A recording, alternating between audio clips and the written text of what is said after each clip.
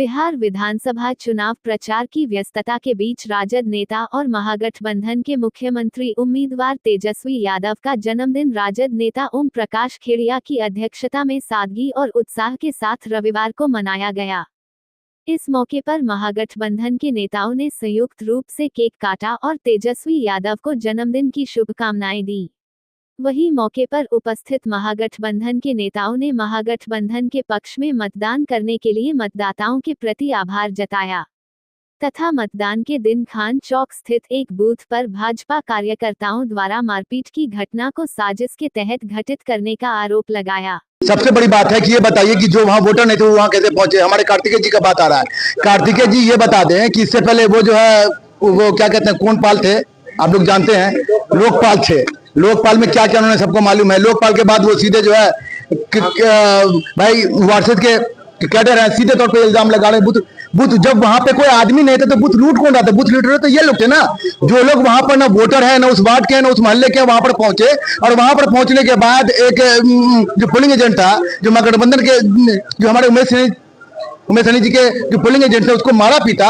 अगर कि बीएसएफ नहीं होती तो उसका जान ले लेता ये लोग और उनका सामान छीन के भागे। ये क्या तरीका है? और उल्टा दूसरे पे इल्जाम लगा रहे हैं। एक बात मैं बताता चलूं, वो कमजोर नहीं समझे, हम बिल में नहीं छुपे हुए हैं। जिस दिन रोड पर निकल जाएंगे उनको छुपना ये मुश्किल हो जाएगा। मैं आप लोगों से साफ बता देना चाहता हूं, हम चाहते हैं कि शांतिपूर्ण तरीके से जिस तरह समाज में हम लोग समाज में चाहते हैं सद्भाव बना रहे, आपस में जैसे हम लोग मिलकर रहते थे वैसे मिलकर रहें। कोई ऐसी बात टीका टिप्पणी नहीं करें जिससे किसी को तकलीफ हो। ये कानून अपना काम करेगा।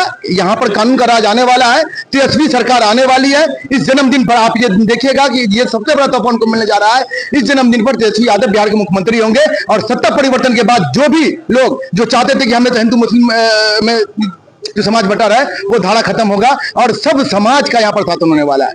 ये उनका जन्मदिन भी है आज। उनके जन्मदिन पर पूरे बिहार में एक उत्साह का माहौल है और उनको हम बधाई और शुभकामना देते हैं।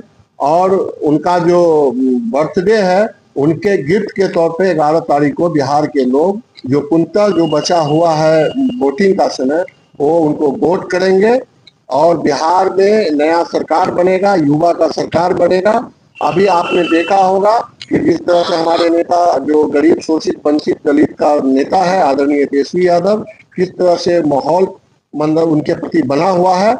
आपने देखा होगा कि चारों दिशा में वो सिर्फ नौकरी और प्लान रोकने की बात करते हैं। अभी जो प्रधानमंत्री हैं उन्होंने किस तरह से कट्टा और बंदूक की बात करते हैं, गोली चलाने की बात करते हैं। तो हमारे नेता आदरणीय तेजस्वी यादव जी हमेशा रोजगार की बात की है, पढ़ाई का काम किए हैं, पढ़ाई की बात की है और रोजगार की बात की है। इसीलिए बिहार की जनता ने माना है कि इस बार हम लोग आदरणीय तेजस्वी यादव जी को मुख्यमंत्री बनाएंगे और बिहार का चहुमुखी विकास होगा। वहीं महागठबंधन के उम्मीदवार उमेश सैनी तेजस्वी यादव को जन्मदिन की बधाई दिया। उन्होंने कहा कि तेजस्वी यादव के नेतृत्व में बिहार में परिवर्तन की लहर चल रही है। उन्होंने मतदाताओं का आभार जताते हुए कहा कि आप लोगों के बम्पर वोटिंग के कारण तेजस्वी यादव बिहार के मुख्यमंत्री बनने जा रहे हैं। उन्होंने कहा कि मेरा आशीर्वाद है कि तेजस्वी आगे बढ़ें और 14 नवंबर के बाद बिहार के मुख्यमंत्री बनकर राज्य का चौमुखी विकास करें।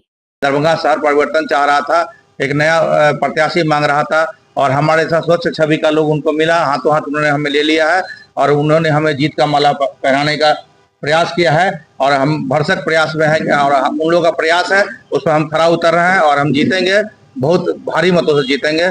यही हमारी आशा और मनसा है कि हम जीते और भारी मतों से जीते।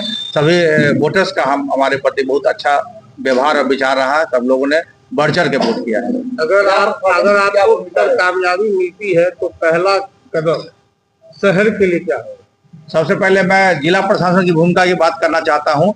जिला प्रशासन का भूमिका बहुत अच्छा रहा है। प्रशासनिक लोगों ने काफी सहयोग किया है। सभी बूथों पर बहुत शांतिपूर्ण मतदान हुआ है, कहीं भी कोई बात सुनने को नहीं मिला। हमने करीब 200 बूथों पर भ्रमण किया था, जहां एक जिला स्कूल छोड़ के बाकी कहीं भी, और एक खान चौक को छोड़ के। खान चौक पर कुछ भाजपा के असामाजिक तत्व जो सांप्रदायिक सद्भावना बिगाड़ने की कोशिश कर रहे थे, उनके द्वारा रचा हुआ षड्यंत्र था जो नाकामयाब हो गया। हमने जाके वहाँ बड़ी सफलतापूर्वक सभी लोगों को समझा दिया है कि आप लोग ये सांप्रदायिक में मत पड़िए, शांतिपूर्ण मतदान होने दीजिए। और उनका ये विफल हो गया जो करना चाह रहे थे और इसीलिए वो लोग कह रहे हैं कि वहाँ गैदरिंग कुछ भी नहीं।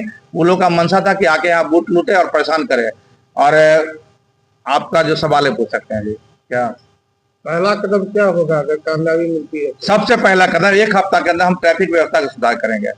जो यहाँ ट्रैफिक जाम लगता है 1 सप्ताह, ओनली 7 डेज में हम ट्रैफिक व्यवस्था यहाँ सुधार देंगे।